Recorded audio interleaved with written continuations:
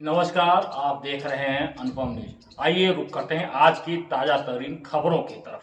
खबर जनपद मिर्जापुर से city club civil line road Mirzapur के सभागार में भाजपा जिला अध्यक्ष ब्रजभूषण सिंह की अध्यक्षता प्रेस वार्ता का आयोजन किया गया, जिसमें बतौर मुख्य अतिथि मुख्य वक्ता मिर्जापुर की सांसद केंद्रीय राज्य मंत्री अनुप्रिया पटेल ने देश के प्रधानमंत्री नरेंद्र मोदी की सरकार द्वारा प्रस्तुत केंद्रीय बजट 2025-26 पर चर्चा की। केंद्रीय मंत्री ने कहा कि यह केंद्रीय बजट 4 प्रमुख इंजनों द्वारा संचालित है। ग्रामीण समृद्धि के लिए कृषि, उद्यमिता और रोजगार सृजन के लिए एमएसएमई, बुनियादी ढांचों और नवाचार के लिए निवेश और वैश्विक प्रतिस्पर्धा व आर्थिक वृद्धि के लिए निर्यात है। इसी के अंतर्गत यह बजट 6 प्रमुख क्षेत्रों पर केंद्रित है, अर्थात कराधान, ऊर्जा क्षेत्र, शहरी विकास, वित्तीय क्षेत्र, नियामक सुधार और खनन। इस बजट का लक्ष्य एक व्यापक 6 आयामी दृष्टिकोण पर आधारित है, जिसमें विकास की गति देना, समावेशी विकास को सुरक्षित करना, भारत के मध्यम वर्ग की क्रय शक्ति को बढ़ावा देना, निजी क्षेत्र के निवेश को, घरेलू भावना को सशक्त करना शामिल है। साथ में उन्होंने यह भी बताया कि बेहतर भविष्य के लिए मध्यम वर्ग को सशक्त बनाना और वरिष्ठ नागरिकों के लिए ब्याज पर कर कटौती की सीमा को वर्तमान समय में 50,000 रुपये से दोगुना कर 1 लाख रुपये कर दिया गया है। इसी प्रकार किराए पर टीडीएस की वार्षिक सीमा 2,40,000 से बढ़ाकर 6 लाख कर दी गई है। इसके अधिक विदेशी प्रेषण पर कर संग्रह टीसीएस की सीमा 7 लाख से बढ़ाकर 10 लाख कर दी गई है।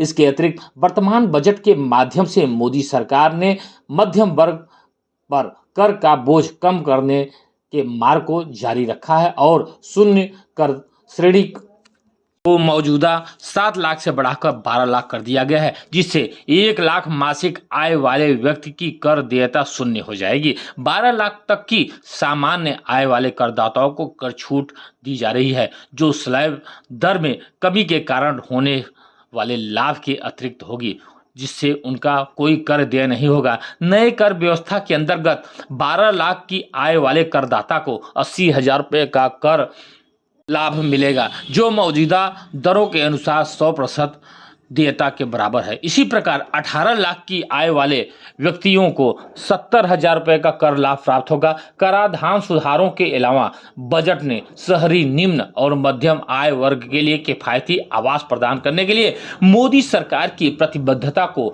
भी रेखांकित किया है। इसके लिए स्वामी फंड लॉन्च किया गया है, जिसके अंतर्गत 15,000 करोड़ की लागत से 1 लाख से अधिक घरों का निर्माण किया जाएगा, जिसमें 2025 में ही 40,000 घरों का वितरण का लक्ष्य रखा गया है। ये सुधार मध्यम वर्ग की क्षमताओं और दृढ़ संकल्प पर मोदी सरकार के विश्वास को दर्शाते हैं। प्रधानमंत्री धन धान्य कृषि योजना की घोषणा कर दी गई है। इस योजना के पहले चरण में राज्यों के सहयोग से 100 कम उत्पादकता और कम बीमा कवरेज वाले कृषि जिलों को शामिल किया जाएगा। खाद्य तेल उत्पादन में आत्मनिर्भरता प्राप्त करने के लिए दालों में आत्मनिर्भरता के लिए 6 वर्षीय मिशन शुरू किया जाएगा। उन्होंने बताया कि यूरिया की आपूर्ति को और मजबूत करने के लिए असम के नाम रूप में 12,70,000 मीट्रिक टन वार्षिक क्षमता वाला एक नया संयंत्र स्थापित किया जाएगा। भविष्य में खाद्य और पोषण सुरक्षा सुनिश्चित करने के लिए दूसरा जीन बैंक स्थापित किया जाएगा, जिसमें 10 लाख जर्म प्लाज्म लाइन का संग्रह किया जाएगा। इसी क्रम में मोदी सरकार इस बात को भली भांति समझती है कि भारत को विश्व गुरु बनाने के लक्ष्य को प्राप्त करने के लिए देश के युवाओं को उन्नत कौशल से लैस करना आवश्यक है। इस दिशा में केंद्रीय बजट अगले 5 वर्षों में 50,000 अटल टिंकरिंग प्रयोगशालाएं स्थापित करने की योजना की घोषणा की गई है। ये प्रयोगशाला सरकारी स्कूलों में वैज्ञानिक सोच विकसित करने में मदद करी। इसके अतिरिक्त भारत नेट परियोजना के अंतर्गत सभी ग्रामीण सरकारी माध्यमिक विद्यालयों और प्राथमिक स्वास्थ्य केंद्रों में ब्रॉडबैंड कनेक्टिविटी भी प्रदान की जाएगी।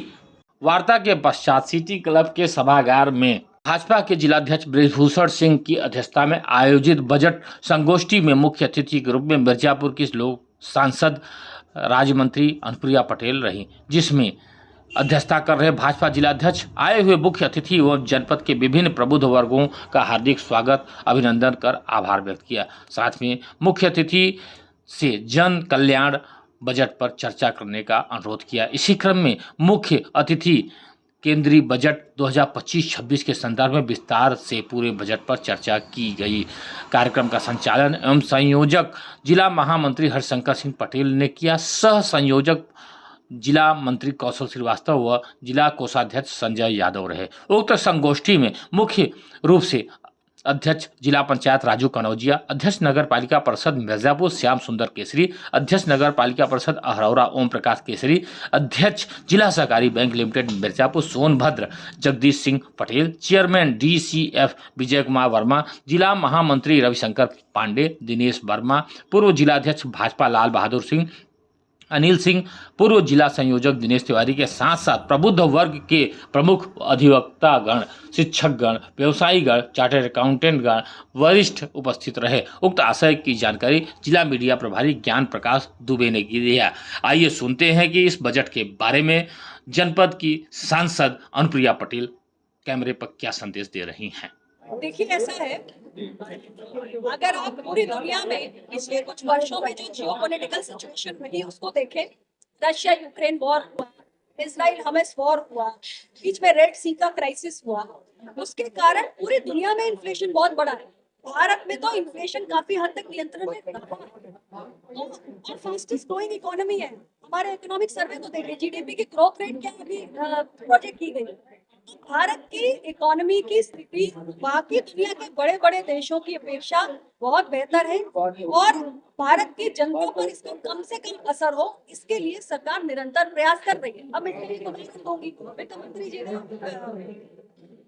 सदन में भी ये चीज जिक्र किया कि जो हम भारत आटा लेकर आए, भारत चना दाल लेकर आए, भारत अरहर दाल लेकर आए, ये हम किस लिए लाए? ये इसीलिए कि फूड आइटम्स की जो महंगाई है उसका असर आम जनता पे ना पड़ सके। और आप अगर यूपीए शासन से कंपेयर करिए तो वो डबल डिजिट में होता था। हमारा इन्फ्लेशन कहाँ खड़ा है? Despite all the geopolitical situation. तो हमने बहुत बेहतर ढंग से काम किया है। आज हमारी इकोनॉमी एक मजबूत इकोनॉमी के रूप में खड़ी हुई है और दुनिया के लिए एक उदाहरण है कि इतने कोविड पैंडेमिक के बाद और तमाम दुविधाओं के बाद भारत ने अपनी अर्थव्यवस्था, सबसे तेज गति से बढ़ने वाली अर्थव्यवस्था कैसे बनाया है, दुनिया की 5वीं सबसे बड़ी अर्थव्यवस्था कैसे बना के 12 लाख का टैक्स लिमिट दिल्ली है। 12 लाख का टैक्स लिमिट दिल्ली जीत में भाजपा को विजय दिलाने में मदद किया। अरे मिडिल क्लास खुश नहीं हुआ? आप भी तो मिडिल क्लास और खुश नहीं हुए? तो असर तो मैं सब ब्रीफ कर चुकी, अब मैं नहीं बोलूंगी। मैं पूरा इतना 1 घंटे से बोल। ये बताइए, रुपए का आजकल आप क्या करेंगे? जो 2014 में रुपए का स्तर 61 रुपए था, इस समय 87 रुपए चल रहा है। ये क्या महंगाई कैसे आप कहेंगे? नहीं, मैंने पूरा जवाब दे दिया। महंगाई का जवाब बताया कि यूपीए से आप कंपेयर करिए तो आप देखेंगे कि महंगाई डबल डिजिट में होती थी। हमारे यहाँ क्या है? और सरकार ने लगातार ऐसे प्रयास किए कि जिससे आम जनता पर महंगाई का असर ना पड़े और उसका एक उदाहरण मैंने अभी आपको दिया।